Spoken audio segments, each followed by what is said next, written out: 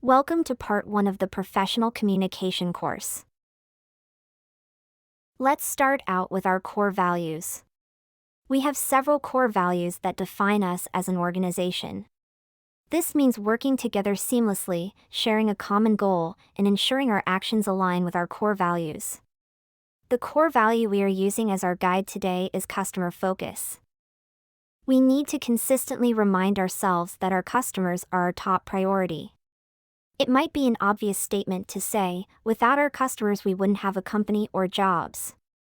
However, that is a principle that should be at the forefront of why we're in business. There is a simple answer to this simple question. Who are your customers? The simple answer is everyone. Everyone is our customer. That includes external customers and internal customers as well. This training session will focus on getting back to the basics. We need to provide great customer service for our external customers. At the same time, it's imperative that we spend some time discussing how we treat our internal customers. If we don't provide our internal customers with the same level of service as our external customers, then we won't fully succeed as a company. We need to provide a positive experience for our customers. Exceptional customer service builds trust, enhances customer satisfaction, and cultivates loyalty, leading to repeat business and positive word-of-mouth referrals. When customers find it easier to interact with us, they are more likely to choose our products or services over others. Many of us have had good and bad customer service experiences.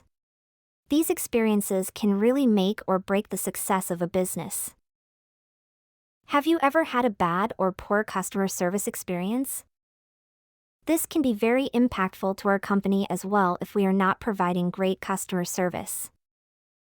It's scenario time. We are going to show you an example of poor customer service. The setting is at a restaurant and the customer is trying to order food.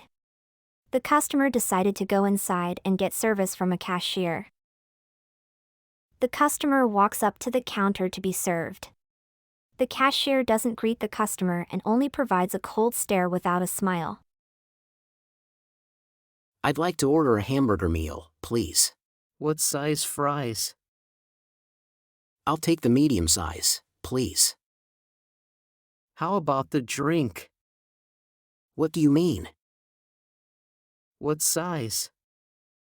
Oh, I'll go with a large drink.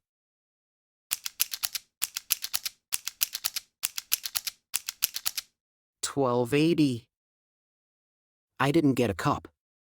May I have one, please? The cashier looks at the customer with disgust and grabs the cup, hands it to the customer, and rolls eyes at the same time. That was truly an example of poor customer service and rather extreme. However, this can sometimes happen in today's world when it comes to the customer service we experience.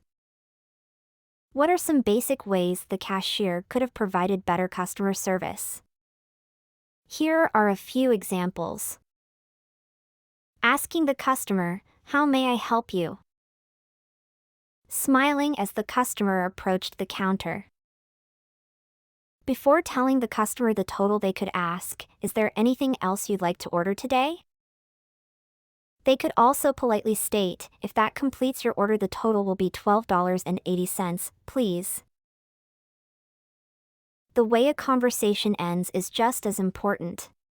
When the customer asks for a cup, the cashier could say, "Certainly, let me get that for you." Hands them the cup and says, "Have a good day." That completes part 1 of the Professional Communication course.